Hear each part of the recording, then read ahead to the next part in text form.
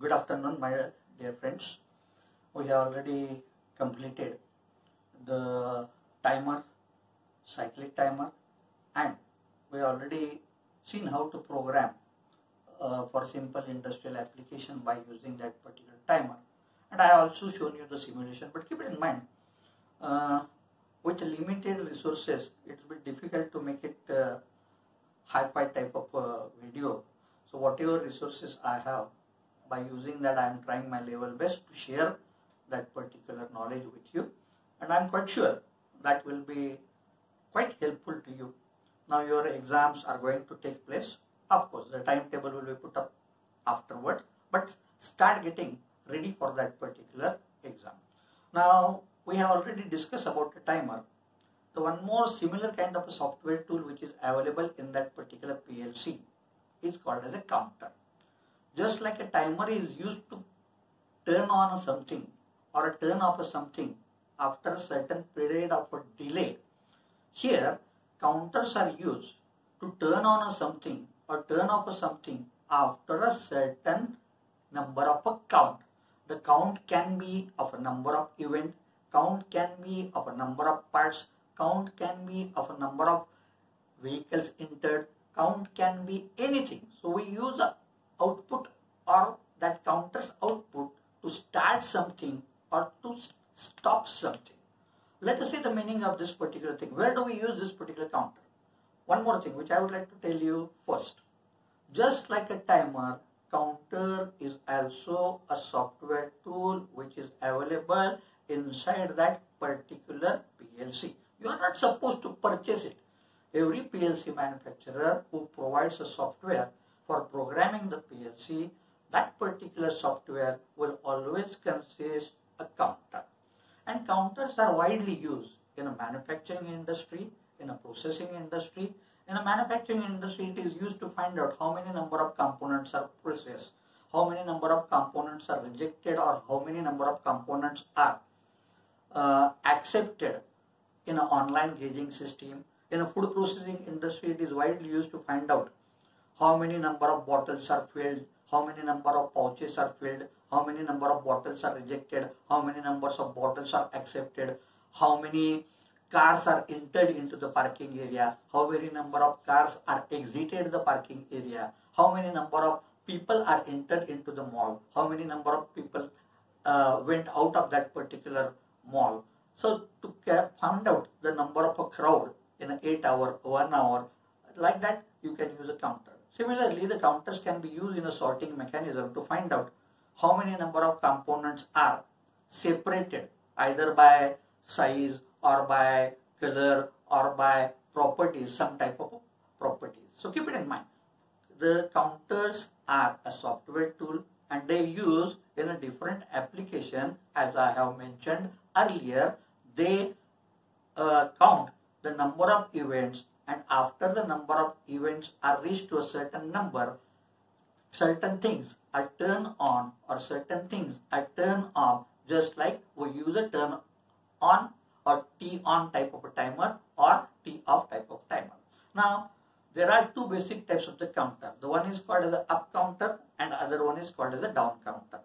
Most of the problems will be solved by using these particular two types of the counter, up counter and down counter. But sometimes, in a very certain specific application, you may require one type of a counter which is called as up-down counter or increment-decrement counter. Same counter will increase a number as well as the same counter will have one more input which will decrease that particular or decrement that particular counter number. So in a certain application, we will require that particular thing. We will discuss about that particular up counter and down counter afterward. Right now, most of the problem we will be able to handle it by using conventional up counter and down counter. Now, what is the difference between up counter and down counter? Keep it in mind. Working of both these things are almost identical. Only one small change. In an up counter, the number will be incremented from 0 in the upward direction in ascending order, whereas in a down counter, once you set a number, the number will be decremented in a descending order until it reaches a 0. So let us see the block of that particular the common type of a way or common block with which we indicate that particular counter. So just have a look over here. So just come. So this is a typical counter block. You can see it over here. It is almost identical to that of the timer block. Only thing is that instead of timer, it is written over here up counter. So it indicates the type of a counter, up counter, a preset value.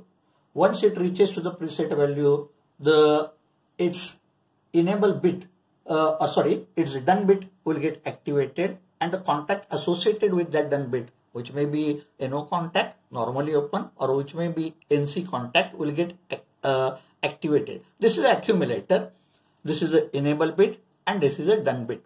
Now, one basic difference between the timer and that of the counter is a timer can be reset just by cutting off a power supply. And once the power supply is cut, the timer goes back to its initial value 0 and it gets reset. Whereas for a counter, you require a simple or separate input signal so that it can be reset. Unless and until you reset a counter, it will not able to repeat the cycle the way we have discussed in the previous timer application. Now, there is one more way of indicating that particular counter. You can have a look over here. Counter. This is the address of the counter. This is a preset value. And this is an accumulator, which indicates how the numbers are increasing or decreasing depending upon whether it is an up counter or whether it is a down counter. Just have a look over here, the down counter. It is exactly identical to this particular thing. Down counter type, preset value, which can be 10, 20, 30, anything. Accumulator, which I have shown over here. So in some cases, the way it is indicated is like this, depending upon the type of that particular PLC. Enable bit and done bit. And keep it in mind again, you require a separate input signal to reset this particular counter. How it works? Same. It requires a signal to initiate a counter. As soon as that signal comes, the counter is activated, enable bit is on. As soon as the enable bit is on, counter starts counting the time.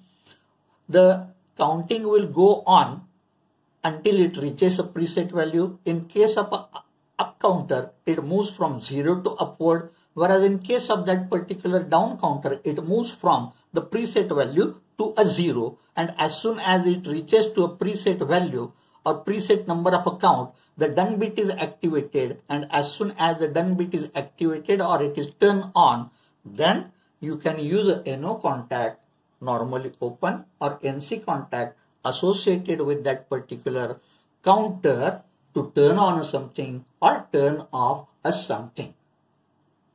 So let us see the industrial applications of this particular. I have drawn over here a very simple figure. I will try to show you the simulation or video of some of this particular application so that you will understand the use of that particular counter. How to program that counter, that I would like to discuss it in the next lecture, which we will share with you either tomorrow or day after tomorrow. Tomorrow is a Sunday, so it is better to take off. So let us start with this particular. This is first very simple application which is used in a packaging industry. There is a conveyor, and from the conveyor, the parts or products are coming. Product can be anything. It can be the components of the machine, or it can be a soap, which we use a bath soap, or it can be anything, a pouches, a filled pouches, and we are going to pack that particular pouches in this particular container. Container size can be a different one. Just take an example of that particular bath soap. It will be available in the packages of 1 dozen, 5 dozen, 10 dozen, like that. Of course, when we go to the market to purchase it individually, we purchase 1 or 2 quantity. But when it goes to that particular distributor, he purchases it in a pack of 1 dozen, 3 dozen, 10 dozen, like that. And the container size depends upon that particular thing. So here is a proximity sensor. So when that proximity sensor, as I already told you, senses the component which are coming in this particular direction. So the components are moving in this direction. Component can be anything. It can be any product. It can be filled bottle or anything. the soap, as I already told you, number of toothpaste, anything. So when it comes over here, it falls in this particular container. As soon as before it falls, this particular proximity sensor gives a signal. So one part comes, the number goes from 0 to 1. Second part comes, the number goes from 1 to 2. Like that, it will continue until it is filled. And depending upon the capacity of this particular thing, counter number is set, a preset value of a 1 dozen, of a 2 dozen, of a 3 dozen, of a 4 dozen or 10 dozen, whatever may be that particular thing. And as soon as the number reaches to that particular thing, a signal will be given to some mechanism which will push this particular filled container to some other place, and empty container will be placed over here automatically, so that the parts will continue to fill this particular container. Now this is one more very simple example. There is a parking lot. See, the parking lot has got a certain capacity. Either it can have a capacity of 100 car parks or 150 or 200. And the number of the car entering as well as exiting can be found out. So if you put one sensor over here, the one car comes, the number of this counter will go from 0 to 1, then 1 to 2, like that. Similarly, this particular thing, the car leaving, keep it in mind, there is separate entry and separate exit. So this particular proximity sensor, which is mounted at the exit gate, as soon as the car goes out, it will give a number 0 to 1, 1 to 2, 1 to 2, 2 to 3, 3 to 4, like that one. So you can use this particular thing also just to find out how many number of car has entered into that particular period or in a day, and how many number of cars has exited that particular parking lot. Now this is one more mechanism which is widely used, a sorting mechanism. You can sort out the parts either by based upon the size or based upon the type. Type means it can be a metallic one, it can be plastic, it can be wood, it can be glass, or it can be differentiated based upon the color, red, blue, green, or it can be anything. So there are different criteria for sorting. So by using this particular sensor, sensor number 1, sensor number 2, sensor number 3, you can see over here, I have used it for 3 different sizes, smaller size, mid size and larger size. So when the parts move on this particular conveyor, you can find out from the signal coming from the sensor 3, how many number of larger parts has come. Depending upon the combination of a signal coming from that particular sensor number 2, how many number of middle size parts has been processed or has been moved. Similarly, the signal which is coming from the sensor number 1 can be used to find out how many number of smaller sizes part has been moved on this particular conveyor.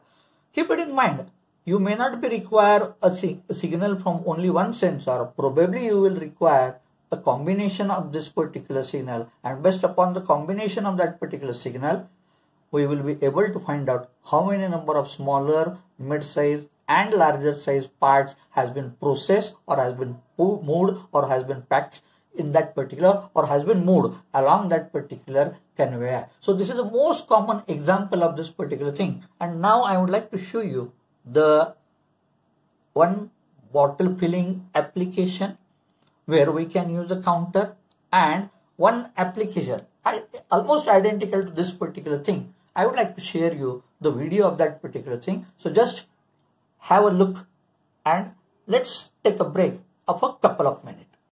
One most common application, the figure of which I have already shown to you. You can see it over here. This is a conveyor. Okay. Now parts will come from this particular conveyor, which I will try to share with you afterward. This is a proximity sensor, and signal of this proximity sensor will go to this particular counter. These are the containers. This is a container right now in which the parts will be filled, and once it reaches to a preset value, now keep it in mind, here the preset value is a 3. I have taken a very small number. Very small number I have taken just to save the time. I have given address to counter, you can see it over here. Counter C0, and this is a double acting cylinder, and you can see it is a 5x2 single solenoid valve. These are the 2 limit switches, so that this particular double acting cylinder, when it will be actuated, when the signal comes from this particular counter, this filled container will be moved to this particular second conveyor or a lower conveyor you can call it, and this empty container will be placed over here. So this is what is the system. I would like to show you now the video of the same. Just have a look over here. You can have a look over here. The number will start going up. 1, 2. As soon as the 3 reaches, counter will send a signal to this particular thing. Have a look over here. Again the cycle will be repeated. It has been reset. That programming I will let you show afterward. How the resetting is carried out has been not shown over here. You can see now the number has been changed. Preset value has changed from 3 to 2 depending upon the size of that container.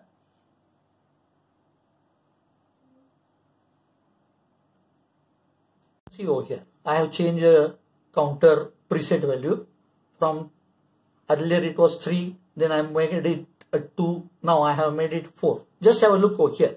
So now the capacity of this particular container is of a 4 item. So as soon as the 4 items filled over here, the signal will go to this particular thing, and then this particular container will be moved forward. Just have a look over here.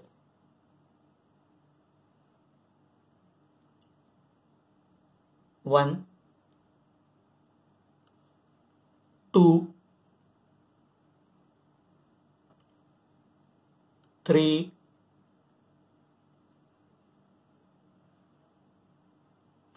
4, and cycle will be repeated. Now keep it in mind, I am going to teach you how to prepare a program for this particular application also. Probably I will not add this particular next move. I will use a siren or a lamp or a red light just to indicate that this particular container has been filled up to its maximum limit, and then the next step will be taken where the filled container will be moved out and empty container will be replaced, that particular filled container that we will see afterward. Just take a break. Plant, you can see over here, this is a conveyor and bottles are coming from this particular conveyor, and there are 2 types of the bottle. The one is a green, other one is a white. In other words, there are 2 different products. Let us say example of white bottle is meant for soda, green bottle is meant for say Sprite. I am not marketing manager of Sprite. If you want, you can take it some other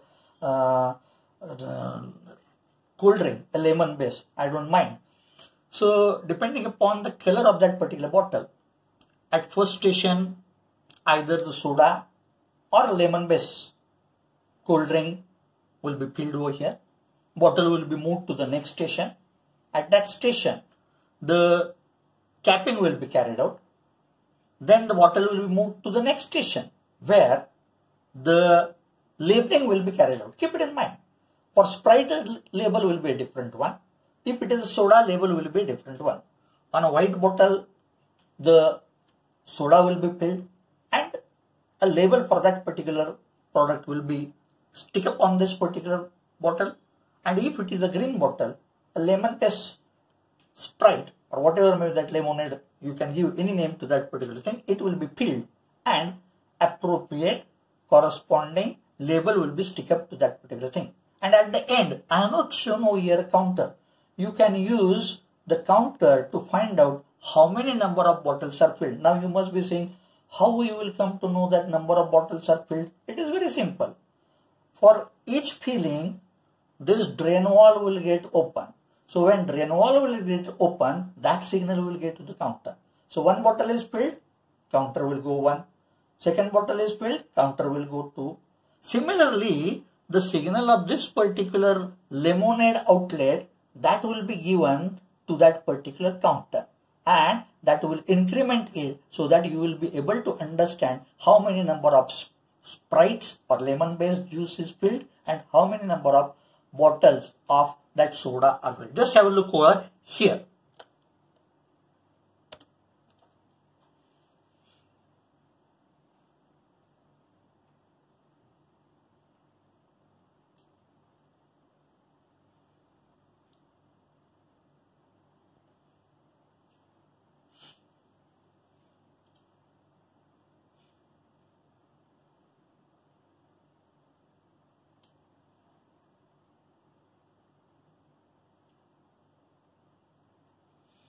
So depending upon the color of a bottle, only that drain valve will get open, only that color packing will be carried out, only that color labeling will be carried out, and it is not necessarily the bottle will come in an alternate fashion. I have shown you how we can use that particular counter in an industrial application. The programming of this particular counter for simple industrial application, I would like to share with you in the next lecture. We will stop here today. The next lecture, as I already told you, I will share it on most probably Monday. Tomorrow is Sunday, we will take a off. All of you, as I already told you, stay safe, stay at home, wash your hands very frequently, don't go out, start preparing for your exam. The exam is going to take place. The schedule will be provided afterward. Have a good day. Bye.